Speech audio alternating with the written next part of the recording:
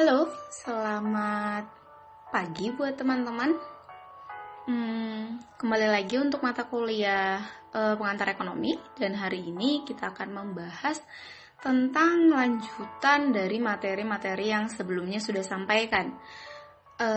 Sebelumnya mohon maaf ya teman-teman, harusnya minggu ini kita akan open class dalam Google Meet, namun karena ada kerjaan tiba-tiba saya harus BIMTEK ke Jogja dan itu memakan waktu 1 minggu yang mengakibatkan kita tidak bisa untuk open class dalam minggu ini. Dan minggu depan kita akan open class di Google Meet. Semoga tidak ada kerjaan yang tiba-tiba yang untuk peningkatan program studi kita maupun universitas seperti itu ya. Nah, teman-teman, di sini kita akan membahas tentang teori perilaku konsumen, di mana teori perilaku konsumen ini merupakan lanjutan dari yang sudah kita bahas sebelum-sebelumnya, mulai dari pemilihan barang, walaupun itu hanya general, namun di sini kita akan lebih spesifik lagi membahas tentang dasar-dasar atau lebih mendalam dari perilaku konsumen dalam memilih sebuah produk. Nah, teman-teman juga sudah ketahui bahwasanya dalam konsumsi itu merupakan suatu kegunaan untuk menggunakan dan mengurangi kegunaan barang ataupun jasa untuk memenuhi kebutuhan. Serta barang itu merupakan barang ataupun jasa. Jadi ketika kita misalkan order Gojek misalkan, itu kan mereka memberikan pelayanan dalam bentuk jasa, itu juga bisa disebut sebagai barang seperti itu. Nah, hal ini juga barang yang dalam hal ini adalah barang ataupun jasa yang dikonsumsi untuk memperoleh manfaat dan kegunaan seperti itu. Konsumsi saya kira teman-teman sudah ketahui bersama ya, antara konsumsi apa, produksi apa, ini juga sudah saya jelaskan di pertemuan sebelumnya. Nah, di sini kita bisa memberikan ciri-ciri atau membandingkan ciri-ciri dari sebuah benda konsumsi. Yang pertama itu merupakan benda ekonomi, bernilai ekonomi seperti itu. Dan kemudian volume atau kegunaan benda tersebut berkurang setelah digunakan. Ya tentu saja untuk produk-produk itu pasti berkurang kemanfaatannya ataupun kegunaannya setelah dipakai, gitu bahasa sederhananya.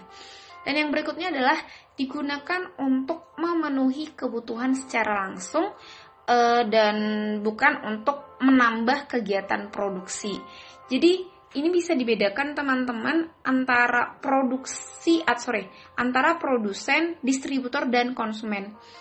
Distributor itu bukanlah sebuah konsumsi, walaupun dia misalkan membeli produk dari produsen.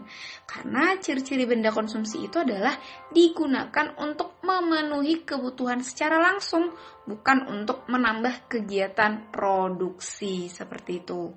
Jadi misalkan teman-teman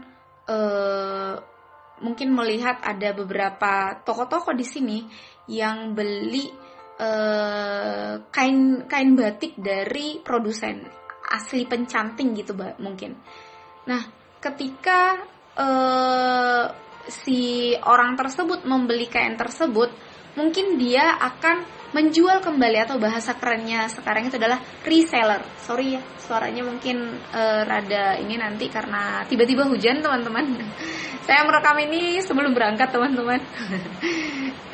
Jadi untuk perbedaan tadi, si reseller tadi itu bukanlah membeli produk konsumsi dalam hal ini, tetapi produk yang akan didistribusikan kembali seperti itu. Jadi dia bukanlah konsumen, melainkan distributor, gitu ya teman-teman. Itu mungkin sudah sering sekali teman-teman ketahui.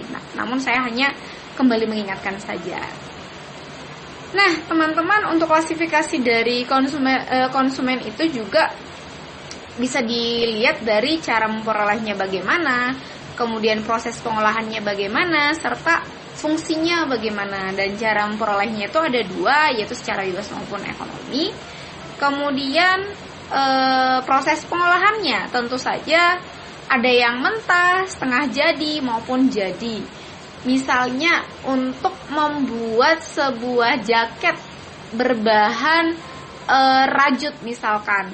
Jadi si konsumen tersebut, jadi produsen itu pun bisa menjadi konsumen, teman-teman.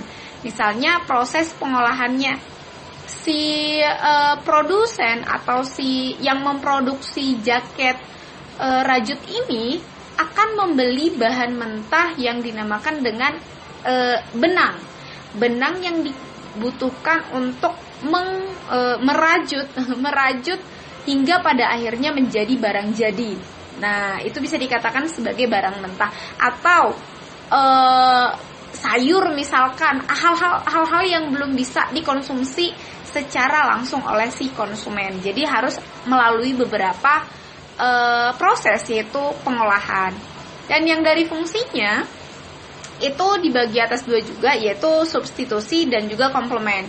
Ini sudah saya bahas di pertemuan minggu lalu, yaitu substitusi berarti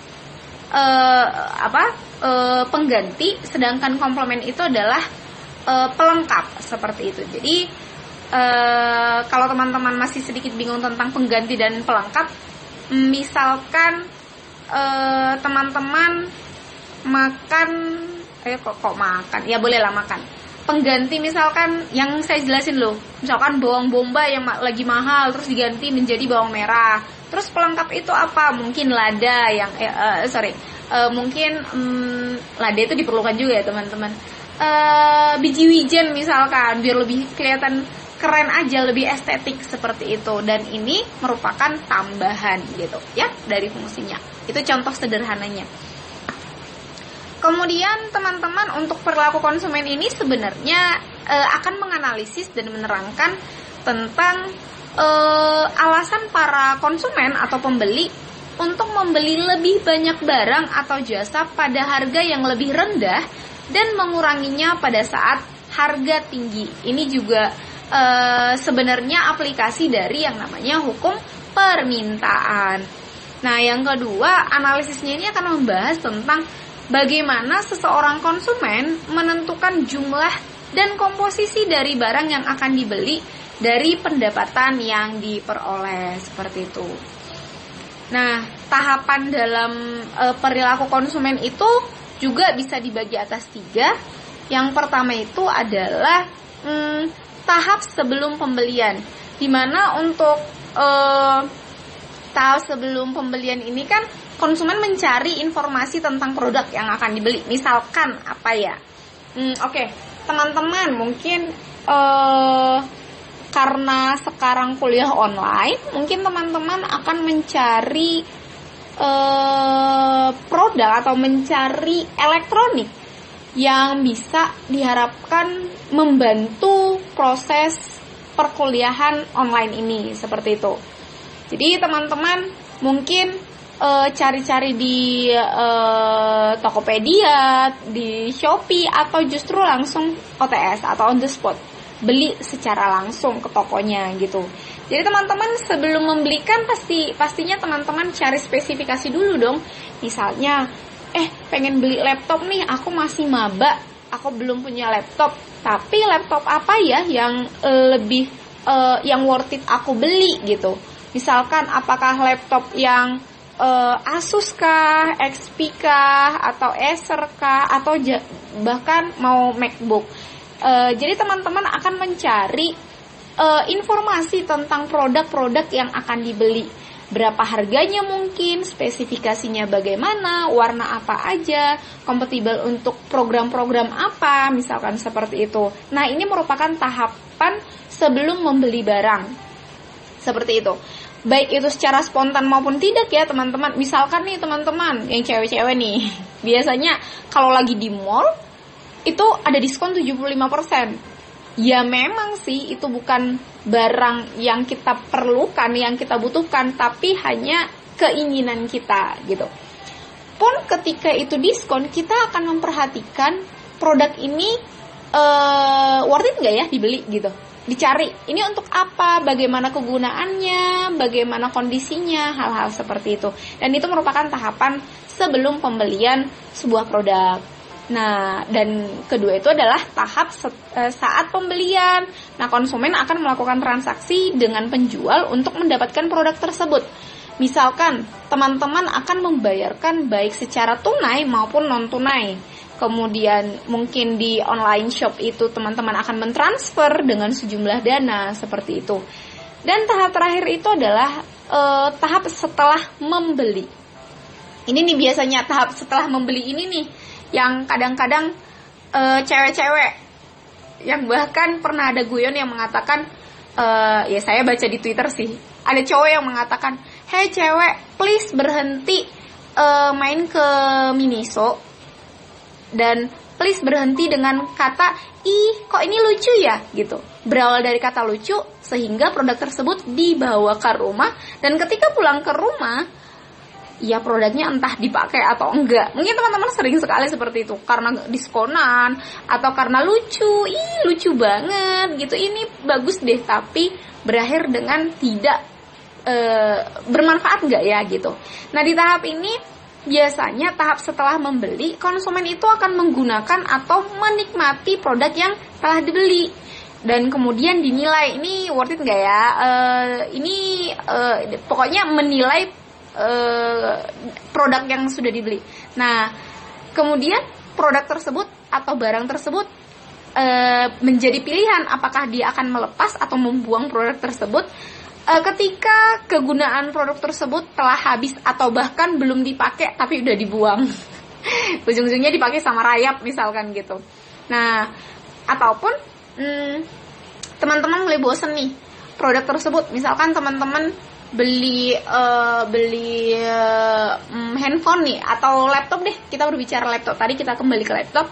Misalkan teman-teman udah mulai bosen sama spesifikasi laptop yang sudah teman-teman beli tadi, kemudian mungkin teman-teman akan menjual kembali atau bahkan menurunkan kepada adik atau saudara, seperti itu. Yang artinya setelah membeli produk tersebut akan ada pilihan di mana yang pertama produk tersebut akan terbuang, terlepas ataupun memang sudah habis kegunaan dari produk tersebut, seperti itu. Misalkan baju deh, baju yang udah mulai kekecilan atau bahannya sudah mulai melar gitu ya, itu otomatis akan dilepaskan. Nah, inilah yang dikatakan dengan tahapan dalam perilaku konsumen. Nah, untuk teori perilaku konsumen itu sebenarnya ada dua yang saya ambil di sini. Yang pertama itu adalah dalam teori ekonomi mikro, di mana terdapat anggapan bahwa setiap konsumen selalu berusaha untuk memperoleh kepuasan yang maksimal dalam melakukan kegiatan konsumsi. Ya tentu saja, siapa sih konsumen yang ingin membeli produk yang kita ketahui produknya itu tidak akan memuaskan kita gitu, tidak akan memberikan keuntungan menurut kita, seperti itu. Ya konsumen kan kayak gitu biasanya. Ketika ada di all shop barangnya bagus, ih kak mahal banget sih gitu, tiba dikasih murah, ih kualitasnya begini sih gitu. Karena konsumen menginginkan kualitas yang tinggi dengan harga yang rendah, seperti itu ya. Nah, sehingga untuk teori ekonomi mikro tadi menjelaskan bahwasanya konsumen itu akan terus-menerus melakukan pembelian terhadap produk yang mampu memberikan kepuasan yang diinginkan tadi. Nah, sementara untuk teori yang kedua itu adalah teori psikologis, di mana perilaku konsumen dilihat sebagai suatu hal yang dipengaruhi oleh kekuatan-kekuatan lingkungan di sekitarnya dan di dalam dirinya. Ini biasanya karena flash sale atau ya nanti 10-10, 99 atau WIB waktu Indonesia belanja. Kok saya hafal banget ya? Korban iklan juga nih saya kayaknya. Nah, dalam teori psikologis ini, teori ini membahas tentang perilaku konsumen secara kompleks dengan melakukan pengamatan terhadap mental yang dimiliki masing-masing konsumen. Jadi ini yang pertama tadi mengatakan teori ekonomi mikro itu mengutamakan tentang kepuasannya, sedangkan yang teori psikologis ini mengatakan bahwasanya adanya pengaruh dari luar maupun dari dalam untuk menentukan sebuah produk. Nah, perilaku konsumen itu ada dua jenis, yaitu perilaku yang rasional dan perilaku yang irasional. Ya, tentu saja rasional berarti logis seperti itu. Dan untuk perilaku rasional ini contohnya itu adalah produk yang dikonsumsi itu dapat memberikan rasa puas dan memiliki nilai guna yang optimal, atau bahasa kerennya di kita itu adalah produk yang benar-benar dibutuhkan gitu. Jadi teman-teman, untuk membuat sebuah list dalam 1 bulan, teman-teman yang anak kos mungkin akan membeli tentang misalnya beras, terus lauk, kemudian vitamin mungkin pada masa pandemi ini, itu menjadi sebuah produk yang teman-teman butuhkan, dan teman-teman akan berperilaku layaknya konsumen yang rasional. Kemudian produk tersebut betul-betul dibutuhkan konsumen, bukan hanya keinginan semata, atau bahasa kerennya itu lapar mata doang gitu. Dan yang berikutnya itu, konsumen itu mempertimbangkan kualitas produk yang terjamin. Tentu saja karena ini kebutuhannya, maka akan memperhatikan kualitas dari produk yang akan dibeli. Dan yang terakhir itu adalah konsumen mempertimbangkan kemampuan ekonominya sebelum melakukan transaksi. Ya dong, gak mungkin dia membeli beras pulen dari Jepang yang harganya 5 kilo itu mungkin hampir 200.000, sedangkan dia mampu membeli beras Ramos yang di Indomaret yang harganya cuma 70.000 misalkan seperti itu. Ya, konsumen itu akan berpikir secara rasional untuk membeli produk yang merupakan kebutuhannya gitu. Nah, kemudian perilaku yang irasional, dimana ini adalah kontra dari perilaku yang rasional. Ya, dimana teman-teman tidak berpikir panjang untuk membeli sebuah produk. Nah, di sini contohnya itu ya, konsumen itu membeli produk karena tertarik pada promosi dan iklan, bukan berdasarkan kebutuhan. Misalkan teman-teman ngikutin influencer yang pengikutnya itu banyak banget, akhirnya dia ngendorse produk-produk yang tujuannya itu mempengaruhi, mengiklankan produk tersebut sehingga teman-teman tertarik. Misalnya, teman-teman yang awalnya itu sepatunya masih bagus, tapi karena diiklanin sama Giselle misalkan, Giselle terkenal dengan Miss Endorse ya, misalkan dikatakan, ini sepatunya lagi bagus nih, ini harganya murah banget, diiklankan lah, pada akhirnya teman-teman tergoda dan membeli produk tersebut, padahal itu bukan kebutuhan Anda gitu. Yang kedua, konsumen hanya mau menggunakan merek terkenal, yang dimana ini biasanya orang-orang yang selalu menghitung outfit seseorang. Misalkan ya, saya mah beli barang yang second ya, barang second, terus selama itu nyaman di badan saya, why not? Tapi ada orang-orang yang hanya ingin apa bahasa Indonesianya, yang ingin membuat orang lain kagum atau iri terhadap apa yang melekat pada tubuhnya gitu. Jadi ini bukanlah sebuah kebutuhan, tetapi ini hanya keinginan semata gitu. Tapi teman-teman, ada titik di mana itu menjadi sebuah kebutuhan bagi seseorang. Misalkan artis-artis tidak akan merasa kecil hati ketika dia menggunakan barang yang KW misalkan kayak gitu, atau yang harganya murah gitu.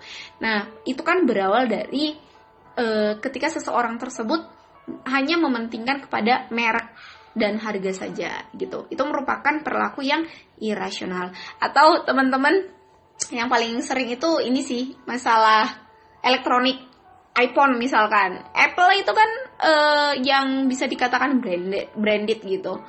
Dan seseorang memiliki tingkat kepuasan tersendiri ketika dia menggunakan produk tersebut. Tapi teman-teman, ya jangan sampai jual ginjal juga dong demi beli iPhone X atau iPhone 11 gitu. Jangan sampai jual ginjal juga, ya itu namanya perilaku yang irasional seperti itu ya.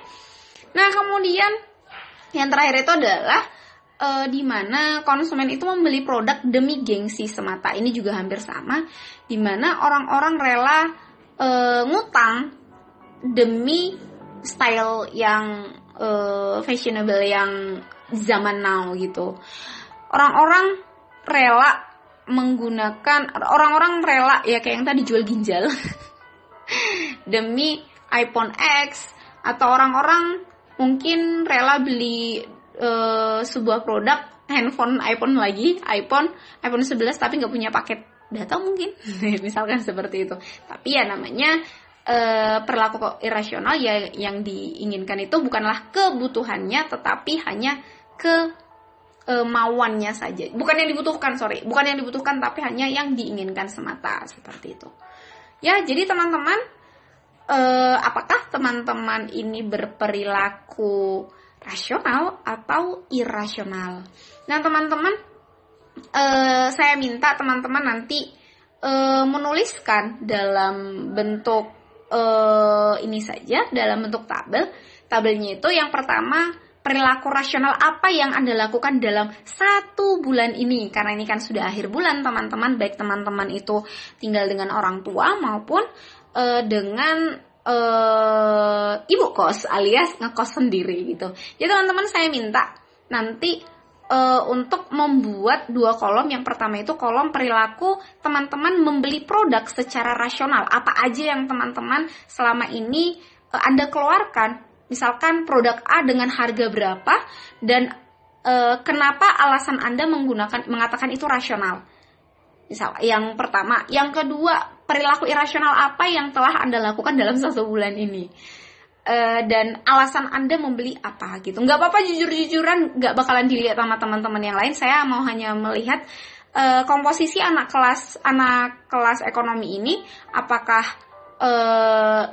lebih condong ke rasional ataupun irasional ya. Jadi nanti dibuat dalam bentuk tabel di Microsoft Word. Nanti saya buat menu untuk submit tugas tersebut, seperti itu ya. Nah teman-teman, ini sedikit kompleks tentang pendekatan teori perilaku konsumen yang akan kita bahas ini. Namun saya akan berusaha untuk menggunakan bahasa yang sesederhana mungkin. Dan ingat teman-teman, gak usah terlalu stres ya untuk materi pendekatan teori ini, karena nanti ada kurvanya dan ada bahasa-bahasa alien yang mungkin teman-teman yang khususnya bukan basic dari IPS seperti itu. Yang dimana IPS kan mempelajari tentang ekonomi gitu ya. Seperti yang saya ingatkan kembali, ini mata kuliah hanya pengantar ekonomi. Bukan teman-teman dijadikan sebagai ahli ekonom yang memiliki kebijakan-kebijakan, tetapi teman-teman adalah ahli ekonom bagi diri Anda sendiri, pun nanti kelak menjadi ahli ekonom bagi keluarga Anda gitu ya.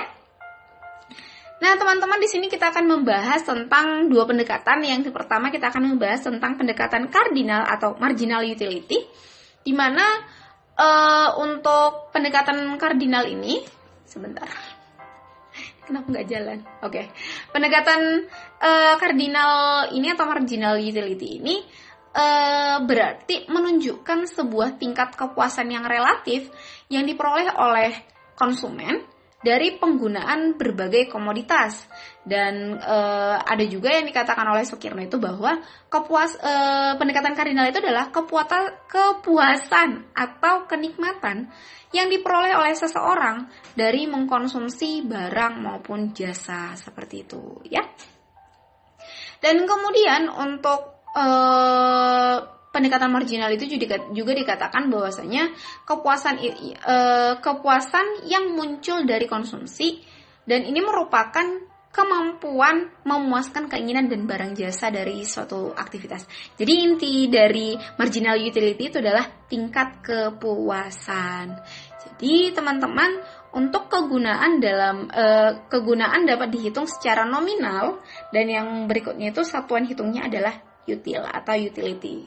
Di sini ada beberapa mungkin nanti sedikit gak nyambung, tapi saya usahakan menyambungkan karena saya hapus tadi beberapa slide yang mungkin membebani teman-teman, misalkan perhitungan seperti itu. Saya tidak memaksakan teman-teman untuk menghitung hal-hal yang basic untuk anak ekonomi.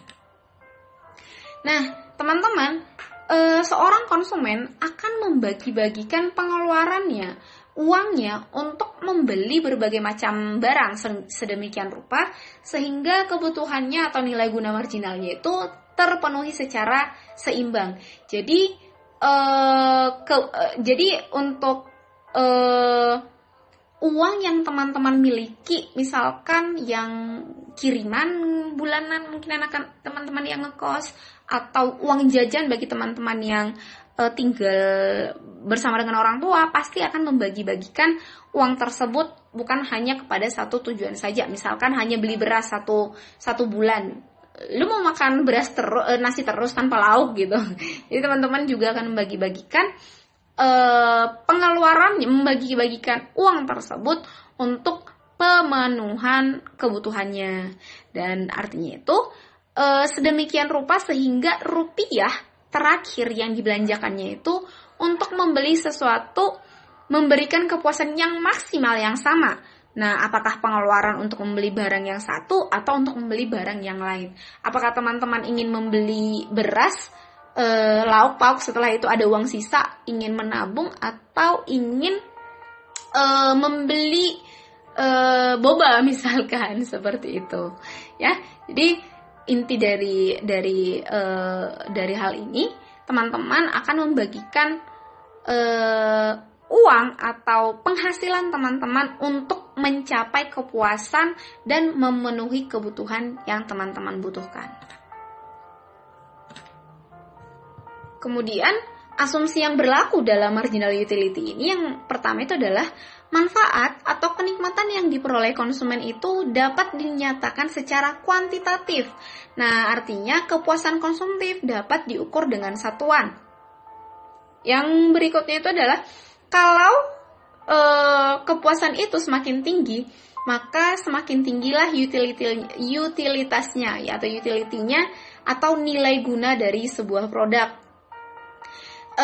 Yang biasanya teman-teman ini, kalau teman-teman pernah, yang kemarin kan baru ngisi ini ya, ngisi kuesioner dari Prodi, tingkat kepuasan mahasiswa terhadap pelayanan dosen maupun pelayanan administrasi di kampus. Nah, itu misalkan kan bisa dilihat tuh tingkat kepuasannya bagaimana, tingkat kepuasan teman-teman. Itu juga barang nggak? Iya, tapi dalam bentuk jasa pelayanan gitu ya. Jadi semakin tinggi tingkat kepuasan teman-teman ketika mengisi kuesioner itu, maka semakin tinggi pula lah nilai gunanya atau utilitasnya. Nah, konsumen itu bersifat rasional sehingga berperilaku dapat dipahami secara logis. Dalam hal ini, marginal utility ini dianggap bahwasanya si konsumen itu adalah yang cerdas dalam memilih, bukan yang tadi hanya brand semata seperti itu, ya. Kemudian konsumen itu bertujuan untuk memaksimumkan utilitasnya atau nilai gunanya, kepuasannya. Dan dalam hal ini menunjukkan utilitas tambahan yang diperoleh dari suatu unit tambahan konsumsi dari suatu komoditas. Nah, berarti penambahan ataupun pengurangan dari kepuasan sebagai akibat dari penambahan ataupun pengurangan dari unit lain itu. Jadi maksudnya kayak teman-teman ingin bulan ini ingin makan enak, misalkan ke Pizza Hut misalkan, dengan Pizza Hut 100.000. Teman-teman akan mengorbankan atau mengurangi jajan di luar dong. Gak mungkin bulan ini gak pernah ke Pizza Hut terus makannya itu di di sini gak ada KFC misalkan, makan di KFC, terus teman-teman dengan jumlah yang sama, dengan jumlah ke KFC-nya itu sama dengan ketika Anda ke Pizza Hut. Tentu saja tidak kan? Teman-teman akan mengurangi ke KFC demi memenuhi beli di Pizza Hut. Atau bahasa sederhananya gini deh, teman-teman yang biasanya masak di rumah, yang dengan 1 bulan itu 200.000 cukup, ketika teman-teman ingin makan di luar karena alasan satu dan lain hal, teman-teman otomatis akan mengurangi belanja untuk masak itu dibanding dengan karena harus membeli produk di luar seperti itu. Jadi intinya ada yang dikurangi untuk membeli barang yang satu ataupun ada yang bertambah dong, seperti itu ya.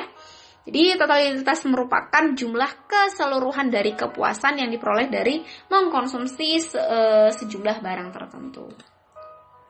Nah, hukum menipisnya utilitas itu adalah ketika jumlah suatu barang yang dikonsumsi itu meningkat, namun utilitas marginalnya dari barang tersebut cenderung semakin berkurang.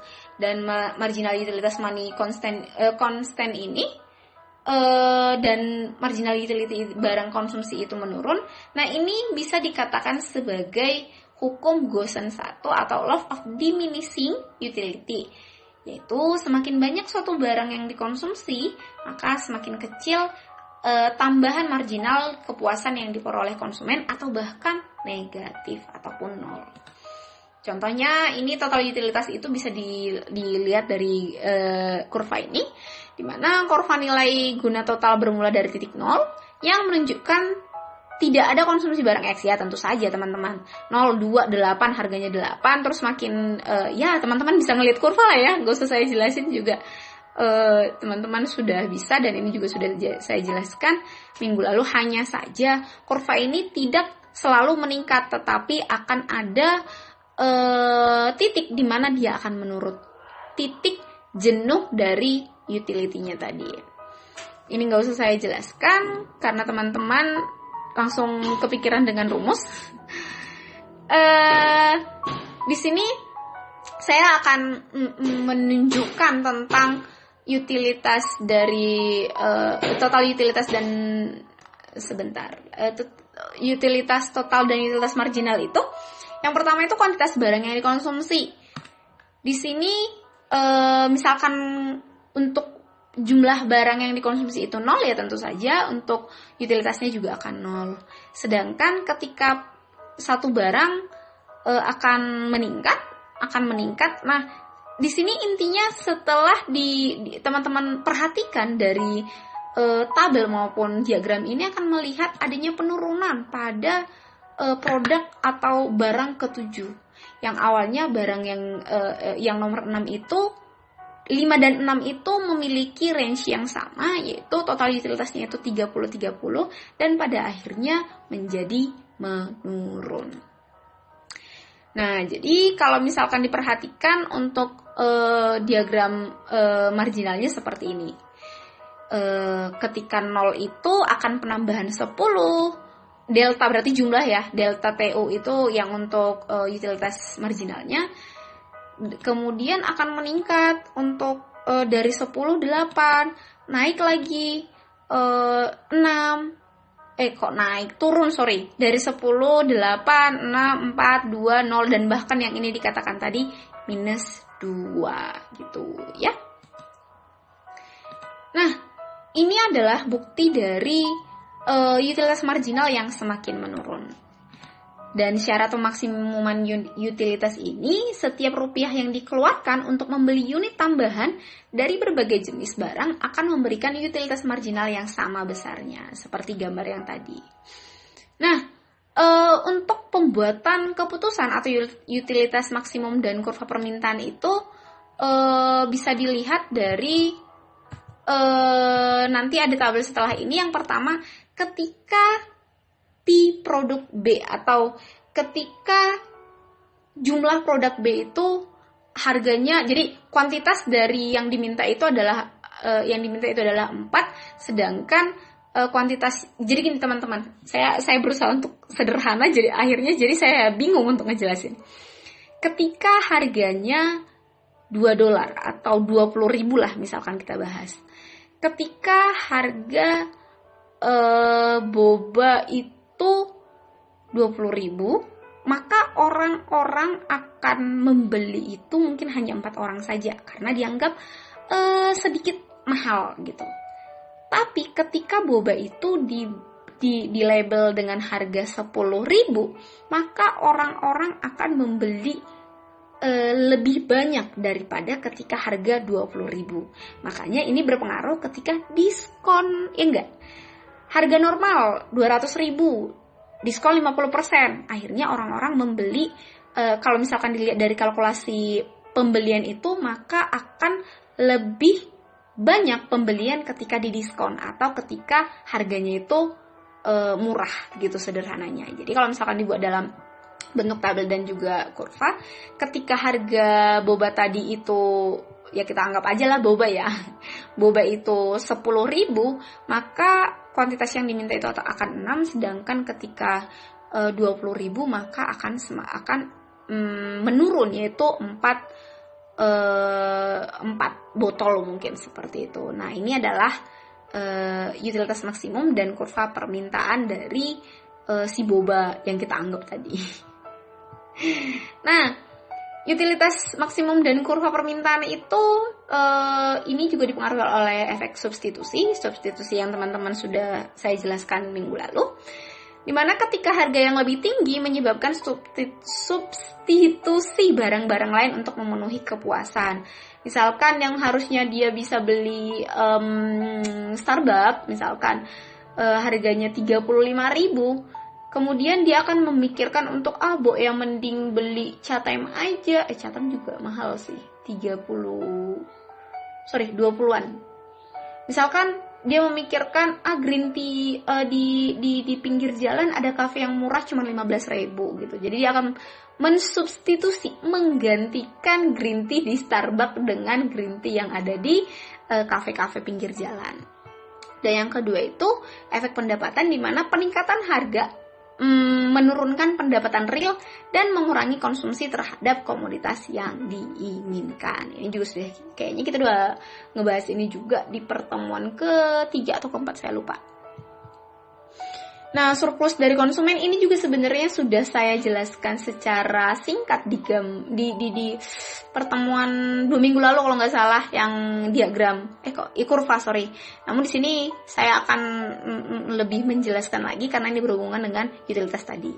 Surplus konsumen itu merupakan kesediaan si konsumen untuk membayar dengan jumlah yang lebih, jumlah maksimum yang mau dibayar oleh konsumen untuk memperoleh suatu barang.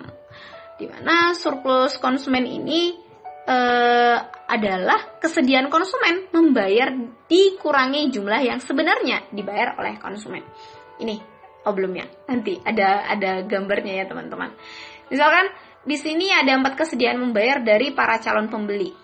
Si A mampu bayar 100.000 lah ya kita anggap. Kemudian si B mampu 80.000, si C mampu 70.000, dan si D itu mampu 50.000. Dan untuk harganya yang tadi sama aja. Kalau misalkan harganya lebih dari 100.000, tidak ada di antara mereka yang mampu membeli. Misalkan, ya kita anggap aja lah ini uang teman-teman ya. Misalkan Alessandro, kemudian Erika, Julianti, dan Loriana, 4 orang. Alessandro punya 80.000 tadi. 70.000 ya tadi ya. 70.000. Ya tingkatan tadi, saya kalau nggak salah 10, 80. Ya, jadi ketika teman-teman ingin membeli power bank yang harganya 150.000 untuk 10.000 mAh, kalian berempat tidak akan bisa membeli produk tersebut. Karena apa? Karena teman-teman hanya sanggup atau hanya mampu membayar dengan harga 100.000. Itu juga cuma 1 orang, Alessandro misalkan. Nah, jadi tapi ketika harga barang tersebut berada di harga 80.000 sampai 100.000, misalkan 90.000. Toh juga yang hanya bisa beli itu hanya Alessandro, karena dia yang mampu membayar hingga 100.000. Jadi dia masih ada kembalian 10.000. Sedangkan ketika barang tersebut itu 70.000, mungkin udah ke 5.000 mAh mungkin. Jadi yang bisa beli itu 2 orang, yaitu Alessandro dan Loriana misalkan gitu. Yang pada akhirnya Alessandro yang punya uang 70.000 bisa membeli barang yang 75.000 misalkan tadi. Sama juga halnya hingga ke bawah. Jadi semakin murah, pada akhirnya orang-orang akan mampu membeli barang tersebut. Ini nih untuk diagram tadi yang saya jelaskan. Ini nih, tadi si Alessandro misalkan mampu membayar 100.000. Kemudian ini kesediaan membayarnya Loriana 80.000. kemudian kesediaan membayarnya Erika misalkan, dan yang terakhir mungkin Juliana ya tadi ya. Dan ini untuk demand atau oke, maaf. Karena kalau misalkan saya back, nanti saya akan mengulang lagi. Tapi nggak apa-apa, ini juga masih kurva yang sama. Nah, ketika harga 80.000, maka yang akan mampu membeli itu lebih dari 80.000 sih maksudnya. Yang akan mampu membeli itu adalah si konsumennya si Alessandro gitu. Dia masih punya surplus 80.000. Kemudian untuk harga 70.000 itu ada 2 orang, yaitu Alessandro dan Loriana mungkin, seperti itu. Dan surplus dari si Loriana tuh ada 10.000 karena 80.000 ya tadi ininya. Dan sedangkan untuk totalnya tadi itu menjadi 40 karena 30 ditambah 10 total surplus secara umum. Nah, teman-teman, untuk mengukur surplus konsumen dengan kurva permintaan itu sebenarnya bidang yang terletak di bawah kurva permintaan itu dan di atas garis harga mengukur surplus konsumen. Ini juga udah sama sih. Yang lebih sederhana yang gambar yang kemarin sih, langsung diarsir gitu ya. Tapi untuk memperjelas kembali. Nah, untuk pengaruh juga pengaruh harga terhadap surplus konsumen ini juga berpengaruh antara permintaan dan penawaran. Ini surplus konsumen awal itu yang tadi tentang contoh yang sudah dijelaskan, dan semakin banyak kuantitas yang diminta, maka semakin tinggi harga, semakin tinggi permintaan, maka semakin sedikit murah harganya gitu. Aduh, gimana sih belibet bahasanya. Intinya semakin murah sebuah produk, maka semakin banyak membeli. Semakin mahal sebuah produk, maka semakin sedikit yang membeli, gitu bahasanya. Ya. Nah, untuk tadi pendekatan marginalnya, dan sekarang itu adalah pendekatan untuk ordinal gitu. Utility, dan sekarang pendekatan ordinal. Pertama itu mendasarkan bahwa pada asumsi bahwa kepuasan tidak bisa dikuantitatifkan. Tadi kan dikuantitatifkan, bisa dihitung dalam bentuk jumlah. Sedangkan untuk ordinal itu mengatakan bahwasanya kepuasan itu nggak bisa dikuantitatifkan, dan antara satu konsumen dengan konsumen yang lain itu akan mempunyai tingkat kepuasan yang berbeda dalam mengkonsumsi barang dalam jumlah dan jenis yang sama. Misalnya gini, teman-teman suka sama parfum A. Teman-teman, misalkan tadi ada Octavia dan juga Erika misalkan. Erika pasti memiliki sense yang berbeda dengan parfum dan produk yang sama dengan Octavia. Pasti. Bahkan makan KFC aja deh misalkan. Itu pasti ada yang bilang enak dan ada yang bilang enggak. Padahal kualitas yang disajikan itu sudah kualitas yang terbaik misalkan. Nah, ini yang mengatakan pendekatan ordinal itu bahwasanya tingkat kepuasan orang itu pasti berbeda-beda. Misalkan teman-teman sudah puas dengan pelayanannya Ada Baru, tapi mungkin si Erika yang ingin Ada Baru itu maunya jual frozen food atau ikan-ikan segar juga gitu. Pada akhirnya dia mengatakan Superindo yang lebih bagus. Terus Okta bilangnya enggak, lebih murah, lebih organik dan lain sebagainya macam. Karena setiap orang itu pasti memiliki tingkat kepuasan yang berbeda-beda. Oleh karena itu, maka muncullah pendekatan ordinal yang menunjukkan tingkat kepuasan mengkonsumsi barang dalam model kurva kepuasan yang sama. Nah, asumsi dasar dalam pendekatan ini mengatakan bahwasanya konsumen itu rasional, yang seperti tadi ditiadakan orang-orang yang gak rasional. Dan di mana konsumen rasional itu memaksimalkan utility dengan pendapatan pada harga tertentu, dan konsumen dianggap mengetahui pengetahuan sempurna mengenai informasi pasar. Ini juga sudah dijelaskan ya, mengetahui harga, mengetahui kualitas produk, seperti itu. Utility bersifat ordinal itu artinya konsumen cukup memberikan ranking peringkat kombinasi mana saja yang lebih ia sukai. Ini bisa dilihat dari teman-teman kalau ngikutin All Shop. Mungkin teman-teman jangan lupa bintangnya ya kak, atau ngegojek lah misalkan. Bintang 5-nya ya kakak, bintang 5-nya ya bang, mas, om, tante, misalkan seperti itu dikatakan hanya range kamu menyukai seberapa banyak. Misalkan dari 0 sampai 10 kamu milih film Mulan itu di range berapa gitu. Jadi kamu tidak dikatakan bahwasanya kamu suka atau enggak, tapi dari range itu, karena tidak bisa dikuantitatifkan tadi.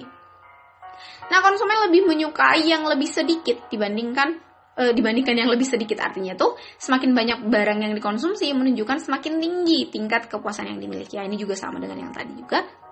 Dan menganut hukum diminishing marginal rate of substitution, artinya bila konsumen menaikkan konsumsi barang yang satu akan menyebabkan penurunan konsumsi barang yang lain. Semakin teman-teman banyak jajan bulan ini, maka semakin sedikit dana yang akan teman-teman beli untuk tabungan beli iPad misalkan gitu. Yang kemudian total utility yang diperoleh konsumen tergantung dari jumlah barang yang dikonsumsi ya tentu saja. Dan bersifat konsistensi dan tracivity of choice, artinya itu bila A lebih besar dari B lebih besar dari C, maka barang A lebih disukai daripada B dan barang B disukai dari barang C. Itu jadi kayak hanya mengurutkan gitu loh teman-teman, bukan nilai mutlak gitu. Jadi untuk ordinal ini lebih kepada pengurutan, lebih teman-teman prefer ke produk apa gitu, bukan mengatakan bahwasanya kamu nggak suka ini, kamu tidak suka, tapi mengurutkan. Nah, kemudian untuk indifference curve itu adalah kurva yang menghubungkan titik-titik kombinasi dua macam barang yang ingin dikonsumsi oleh seseorang individu pada tingkat kepuasan yang sama. Ciri-ciri indifferent itu adalah berlereng, ada slope negatif. Hal ini menunjukkan apabila dia ingin mengkonsumsi barang X lebih banyak, maka harus mengorbankan konsumsi terhadap barang Y. Ini juga sama sih sebenarnya dengan penjelasan saya minggu lalu. Dan kemudian cembung ke titik origin dan derajat penggantian antara barang konsumsi semakin menurun. Hal ini masih berkaitan dengan hukum Gaussian yang tadi, di mana apabila pada titik tertentu semakin banyak mengkonsumsi barang X akan mengakibatkan kehilangan atas barang Y. Tidak begitu berarti dan sebaliknya dengan untuk X. Y. Tidak saling berpotongan, kurva indifferent ini menggambarkan kombinasi dua macam input untuk menghasilkan output yang sama. Ya, intinya gini deh teman-teman. Kayak yang tadi, kalau misalkan teman-teman ditawarkan dengan 3 jenis swalayan yang ada di Salatiga, kita ambil Superindo, Pasar, kemudian ada Baru, kemudian Indomaret. Yang 4 ini teman-teman akan diajak untuk mengurutkan mana yang lebih teman-teman sukai.